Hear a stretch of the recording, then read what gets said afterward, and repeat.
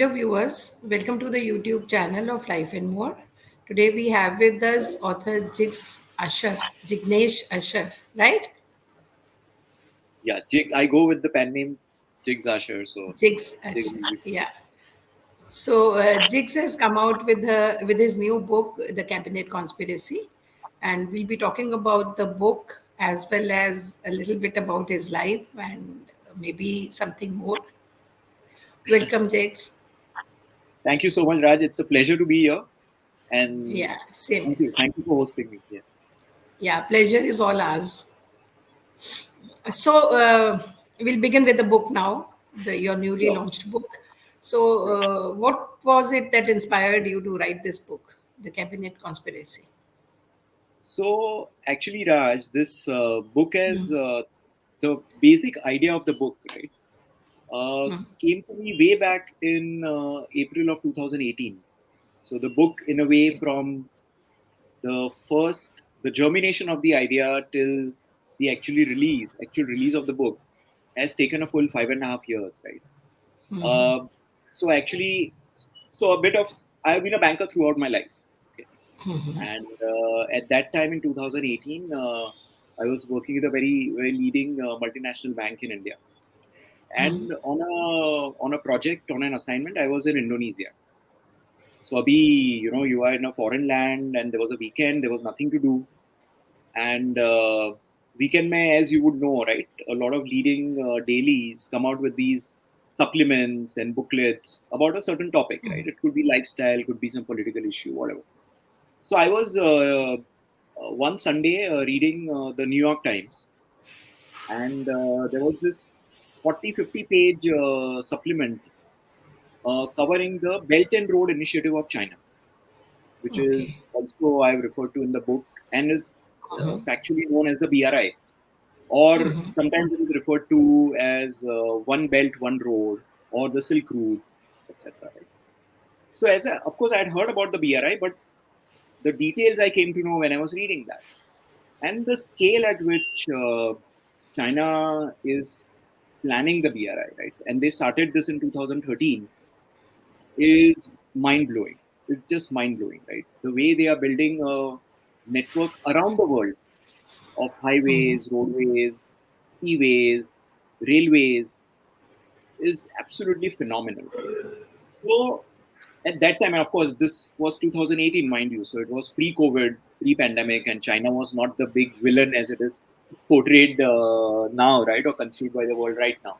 But I thought that while most of the countries are fighting such smaller battles, the vision of the BRI by China just kind of it was stupendous, right?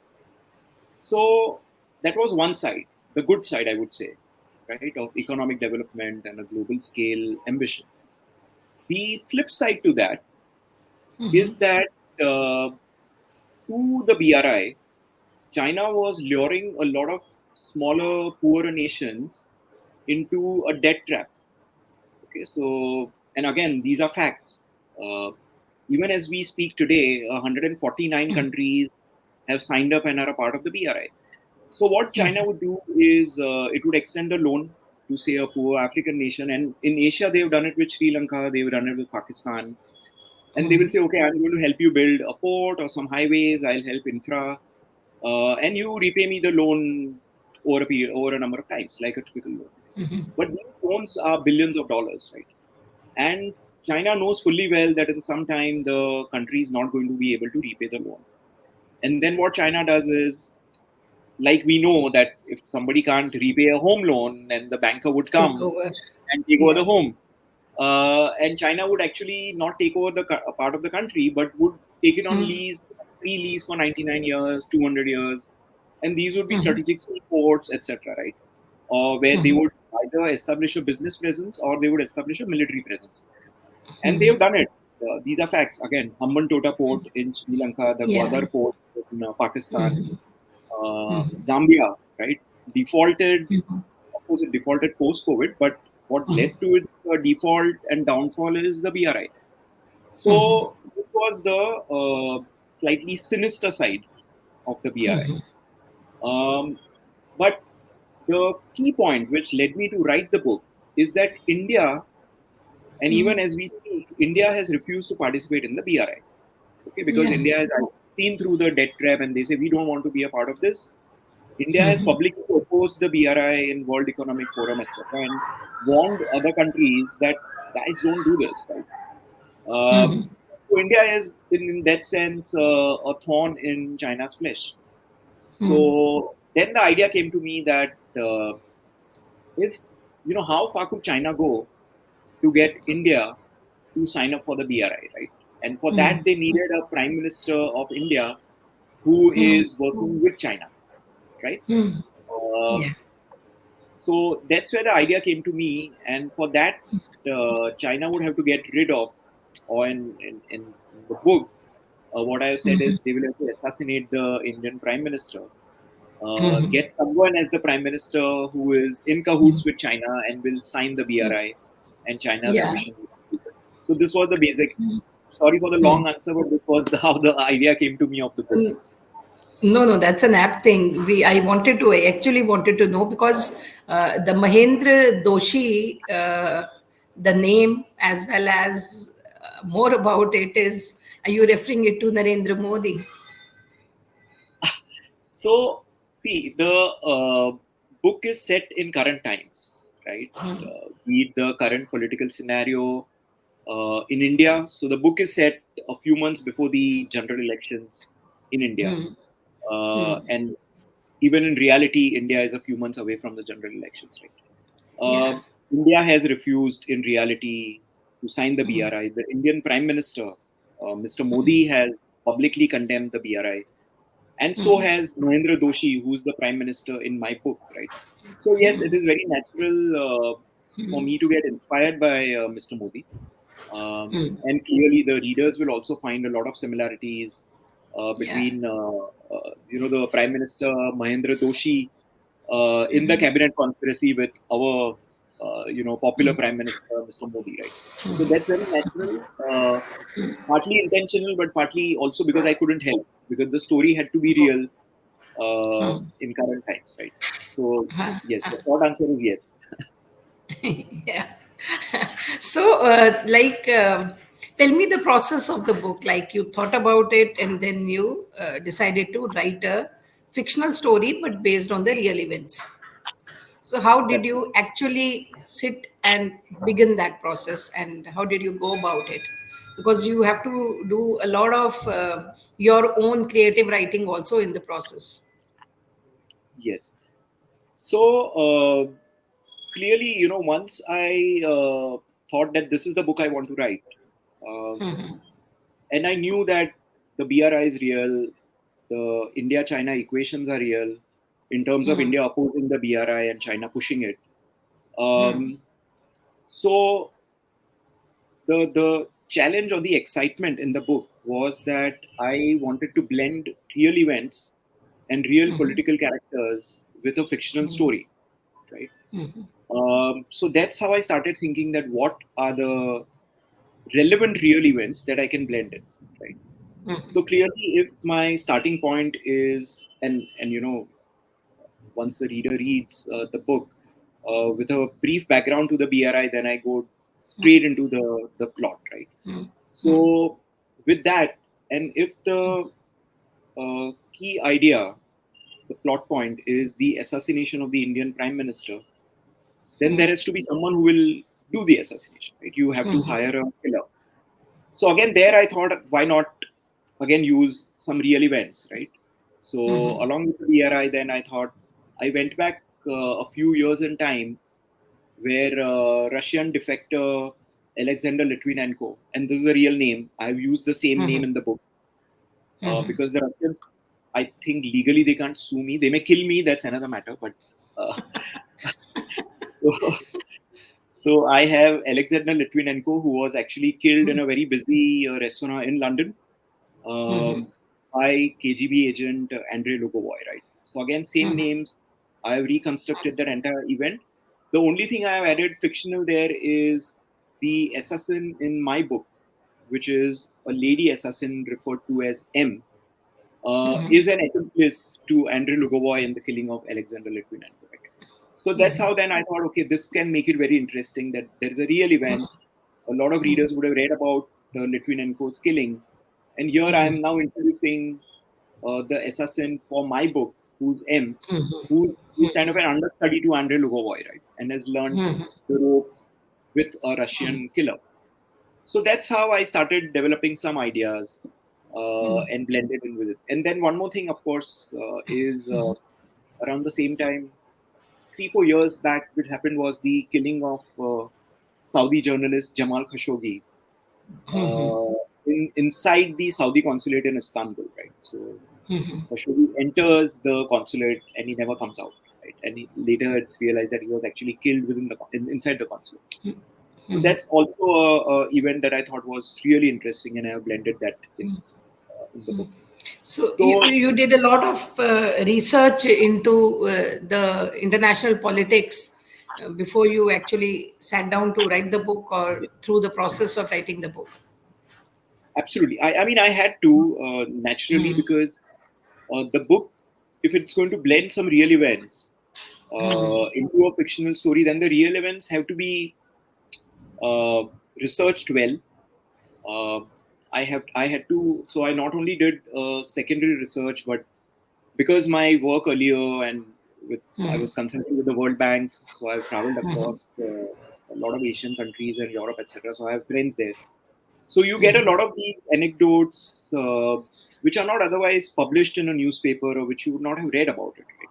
So I've tried to blend in that some bit of cultural nuance also within it, so that the book seems well researched, but at the same time, it doesn't get into the realm of being a boring newspaper article, right? So you just give enough details to the reader, which is necessary and relevant for the story to move forward, right? So the pace of the book I had to maintain. So that was a big challenge when I was blending this in. So, picking up foreign incidents, things that happened abroad, and avoiding the Indian ones, was it a conscious decision? Um, so it's not that I've avoided incidents which happen in India. Uh, uh, it just had to, whether it was something which happened overseas or something which happens or happened in India, it just had to blend it very well with my story. That was the primary motivation, right? I didn't think that, oh, this is overseas and this is in India. So that was not a starting point. Okay. It kind of happened just naturally. But the real Indian event which I have incorporated in the story, right, is the assassin is actually planning a double strike, right? And the mastermind, of course, as you've read, is a character that is I call the Serpent, who's a part of Prime Minister Doshi's cabinet, right, and hence the name Cabinet Conspiracy. So clearly, the other strike, along with the assassination of the Indian Prime Minister, is a strike on Mumbai Marathon, right? A terror strike, a terror attack on a Mumbai Marathon, and these are real things which have happened globally, right? That there Yeah. are big sporting events. In fact, in 2013 at the Boston Marathon, there was a terror strike, and unfortunately, 2 people lost their lives. But you have just so in India, the Mumbai Marathon is a real event which happens. Incidentally, it's happening this Sunday Yeah. on 24th, uh, and it happens on a sea link. But I have incorporated a real Indian event of a marathon in India with the opening of a new Mumbai coastal road, which is also real. It should be thrown open to Yeah. Mumbai very soon. And coincidentally, on 12th of January, right, last week, uh, Shri Modi was here in Mumbai. He Yeah. inaugurated the Mumbai Trans Harbour Link, which Yeah. is actually 22 kilometers. And I have heard, and I read it in the newspapers also, that there is a marathon which people are planning on the Trans Harbour Link. So this was fact which followed fiction, because I have written this couple of years back, but it's happening. So I've blended real relatable events which can happen, Perhaps whether that is it's what makes it more interesting, because you get glued to the book. true. I Reality, mean, reality, anyways, attracts more. No, when you absolutely, know and that these are things which happened, really happened, that correct. attracts more. Correct. Correct. So, who do you aim this book at? Who's your target readership?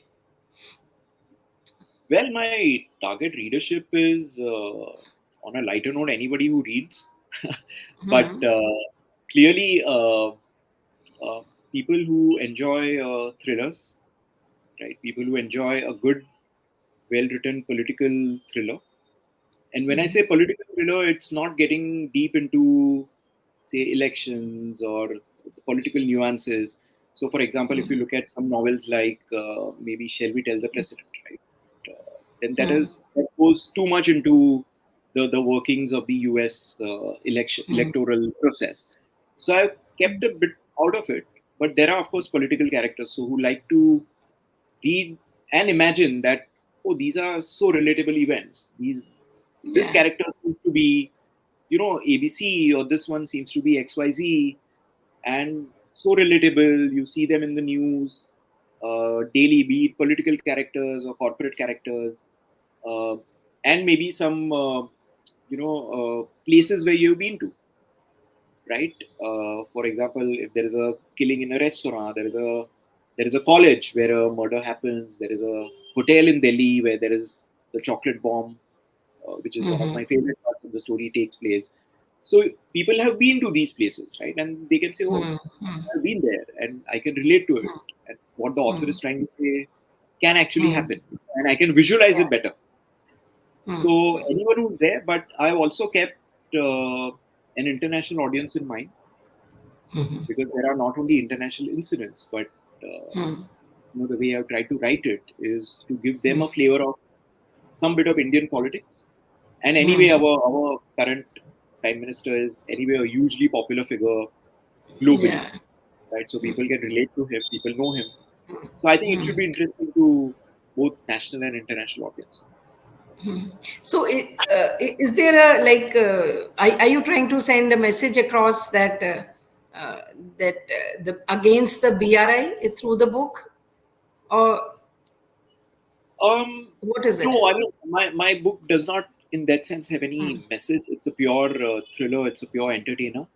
But yes, uh, see the powers to be and the people who would decide whether to participate in the BRI or not are already aware of it, and which are the national politicians, right? And they take their decisions. So just a month back, Italy has pulled out of the BRI. They have seen through and they've pulled out of the BRI, right? So people know, and out of either there are some economic compulsions, or if there is a trade compulsion with China, or if there is China is too overpowering, whatever could be the reason, right? People do sign up, people do exit the BRI or don't sign up at all, right? So But that's the politicians and the big people in the circuit who would know.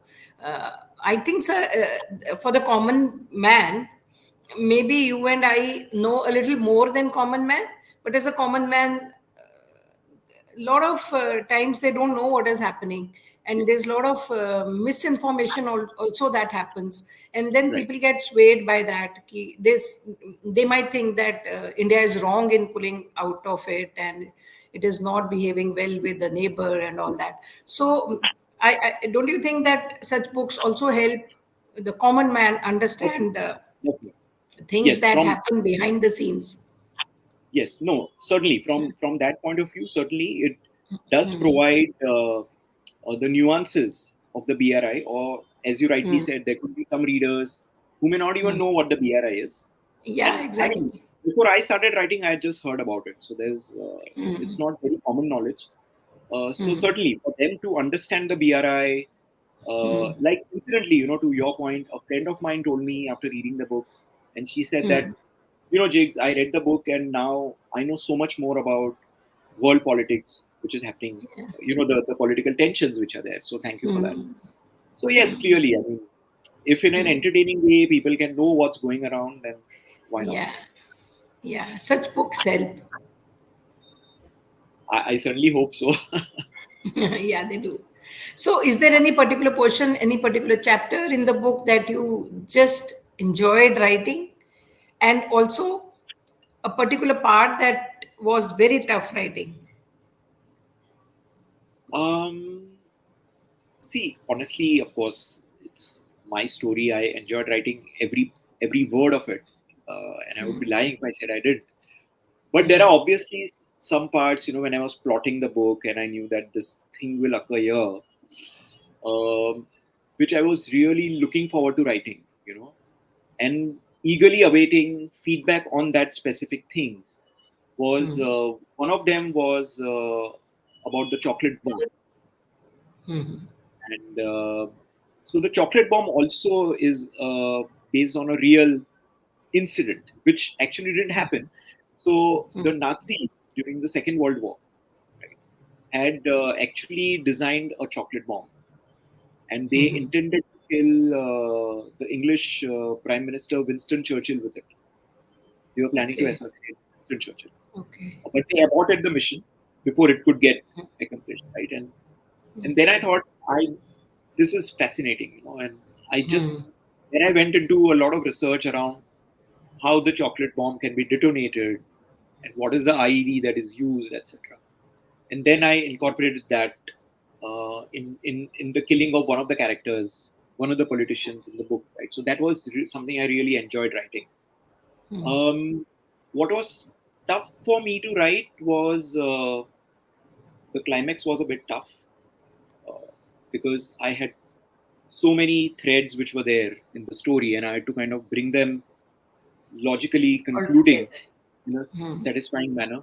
So clearly, the climactic action sequence between Ashraf Siddiqui and the truck driver on the coastal road was something which was difficult to write, and I was toying with what I should do with Ashraf's character in the end, right, without giving out spoilers. And of course, the identity reveal of the serpent, where Prime Minister Doshi realizes who the betrayer, who the traitor in his cabinet is. So I also did not want to make it too simplistic, but that revelation has to come in a very organic, natural way. So yeah, these were what I not only enjoyed writing, but were a bit tough in my head to resolve before I got on to write. Did you ever develop a writer's block, like you didn't know now what to do? That was only probably once when during the how to reveal the serpent's identity. You know? Okay. So I had 2, 3 ideas in my mind, and then I was toying. And so I run a lot, right? I'm a marathoner myself, and a lot of my Okay. blocks are resolved while I'm running. So you're running alone, and then Okay. I go with the target. Okay, today I want to resolve this block in my head. So that's how it gets resolved. But yeah, it took me a time, and I had 2, 3 alternatives in my head on how the serpent's identity would be revealed. So that was a tough one to crack. Yes. Okay. And now we'll move a little bit away from your book, from this particular book. You have a particular interest in writing thrillers.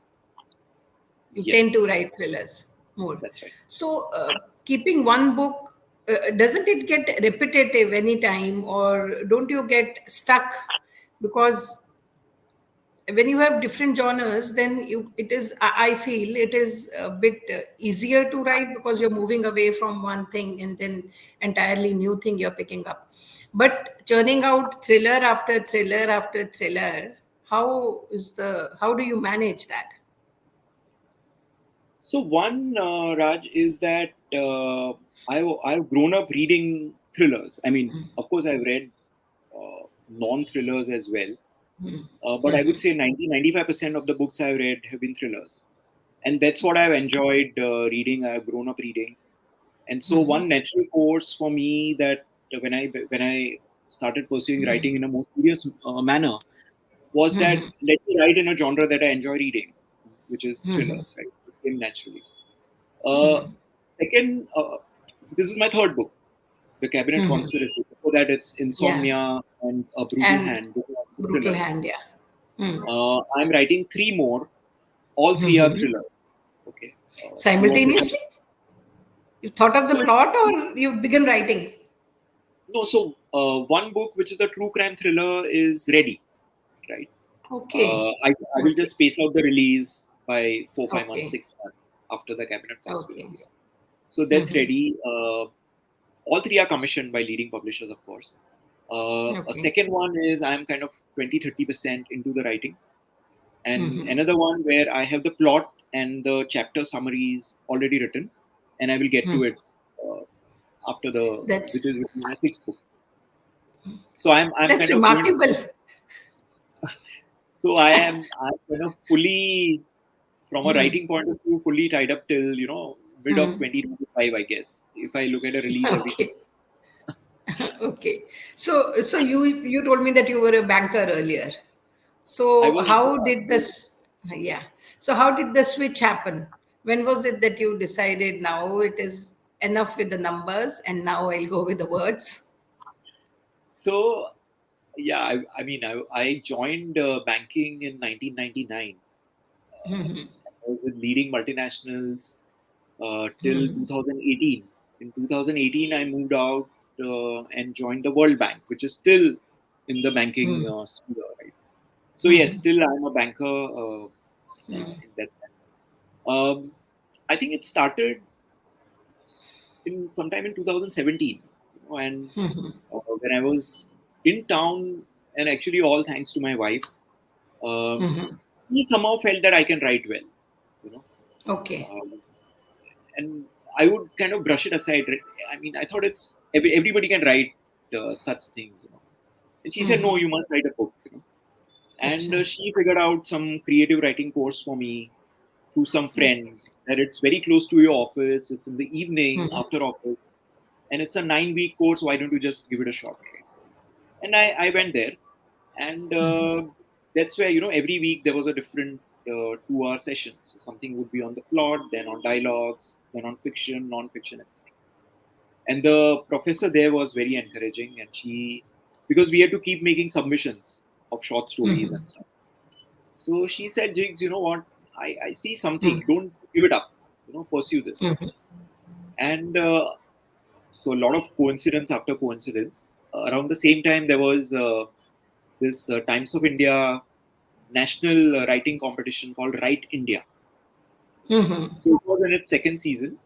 And on a Sunday, I saw the advertisement. So the format is that all writers need to submit a short story. A prompt for the story is given by a leading author, global author, right? And Jeffrey Archer, who I think is favorite around the world, was the Yeah. author of the month. And I He submitted my short appreciated you story, also. and I won that. Uh, Yeah. and I mean, announcement from Jeffrey Archer and an award from Yeah. him was like a Yeah. dream come true, right?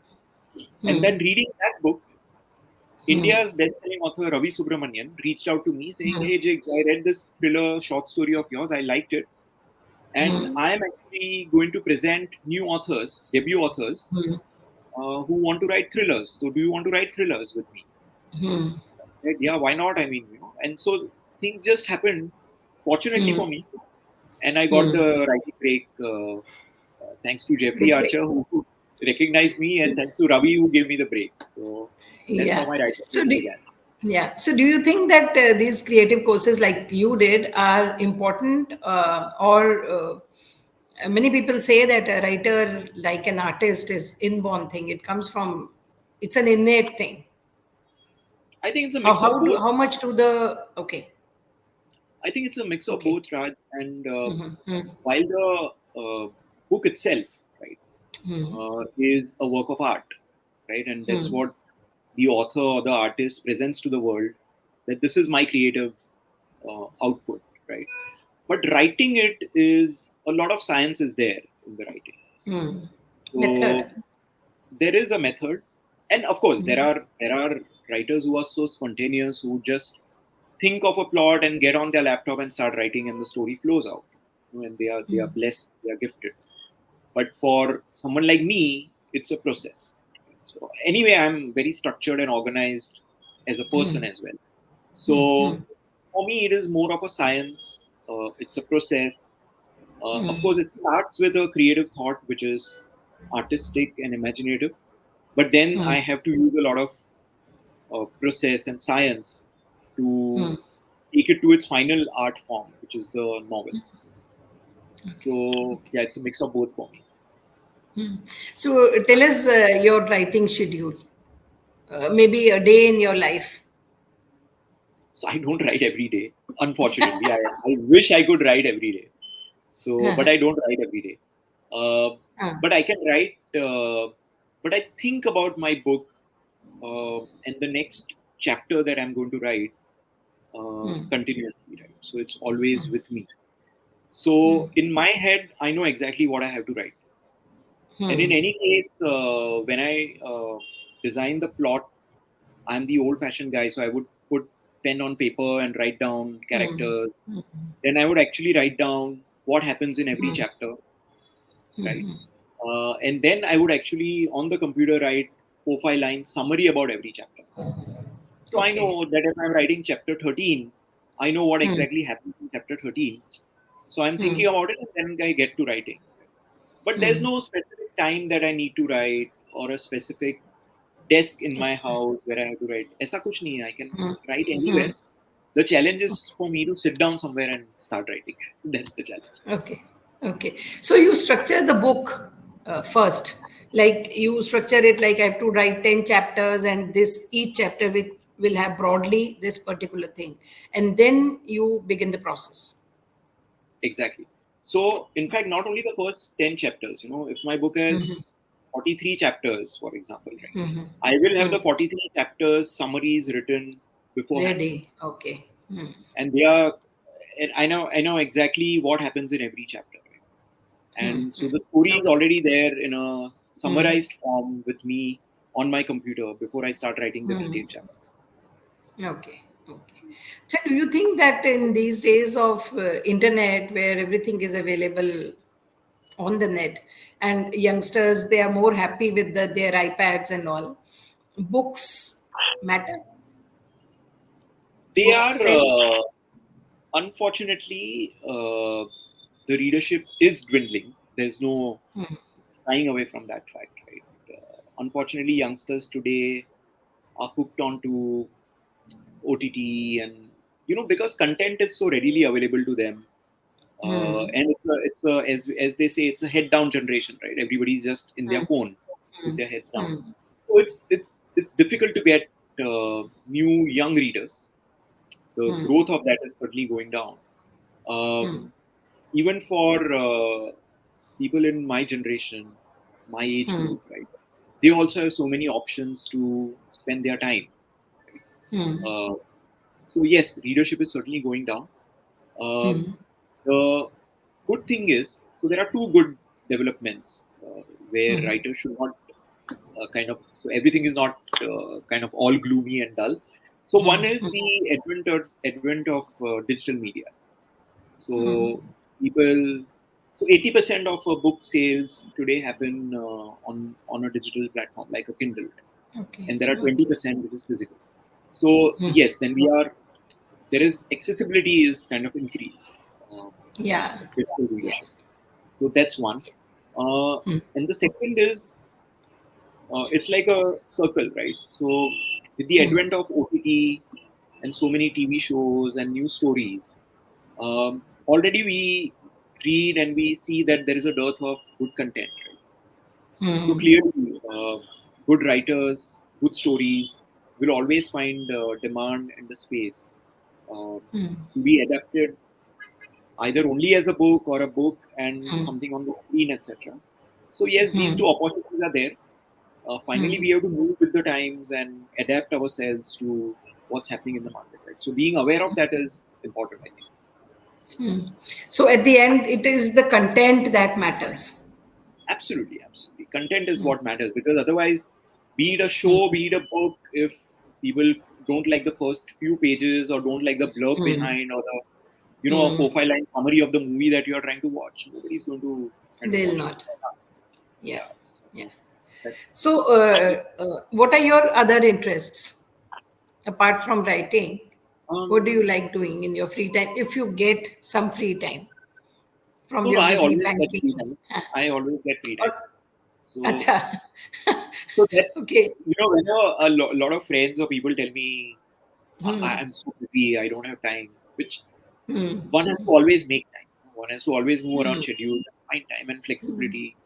to do things that you like to do. Right? So I think everybody does have time. So not having time is not an excuse. So I run a lot, as I mentioned. Um, so I run around 3-4 times a week. I keep myself fit. So fitness is more like a lifestyle thing for me. Writing, reading is something I enjoy. I'm also trying to learn to play the guitar. So Okay. that's a good creative outlet. Soothes me. It doesn't soothe the other listeners who might be listening to me playing. It might be noise to them, but it soothes me at least. Yeah.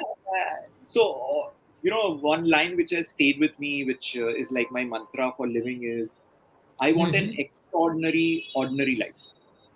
You know? So I Okay. don't mind living the same day again and again as long as what I'm doing is great. Different. Yeah. You want to do something different every day. No, I might do the same thing every day, but if that same thing gives me joy, right? It could be just walking over for a cup of coffee with friends Okay. or with my wife in the evening. That's fine. I don't mind doing and repeating the same thing every day because I like doing it. Okay. Okay. So, just a few more quick questions. Sure. Which is your favorite book? The Murder of Roger Ackroyd by Agatha Okay. Christie. Why? Why? Because I think it's a whodunit. It's a suspense book. There is a killer, and a lot of times once you know who the killer is, that's it, right?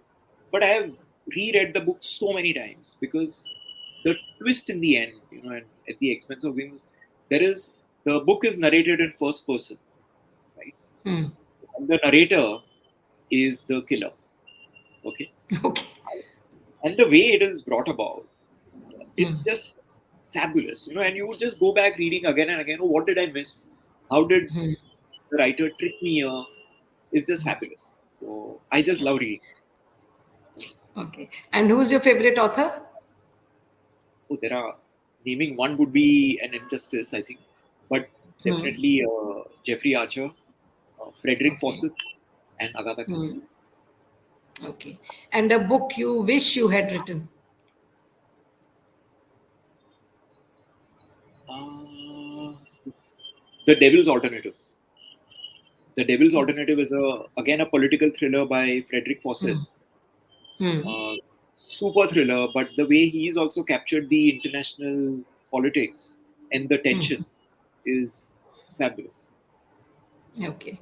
And which in your opinion is the most underrated book? Um, I think there is a there is a short story which is a part of a book called The Deceiver, again by Frederick Fawcett, and the name of the story is The Price of the Bride. Okay. Again, it's a spy thriller, short story around 60-70 pages, but it's and the reader from the beginning knows that there can be only two alternatives. But the way he has written that story is fabulous. It's fabulous. And someday, if it's my dream to meet Mr. Fawcett and tell him how much I love that story of his. Okay. And which do you think is the most hyped book? A book that maybe is not worth the ratings that it is getting? You do want Difficult to get question. me into trouble, right? So, Difficult question. but then it's probably The Silent Patient by Okay. Alex Mankiewicz. It's a rage worldwide. I enjoyed reading it. I will not deny that. I liked reading it. Um, but it's the kind of rave reviews and everybody's going gaga over it. Um, it's a good book, but it's not a great book. Overrated. I personally think so. Yeah. Okay. Okay. And one last thing, what message would you want to give to an upcoming author, somebody who wants to be an author?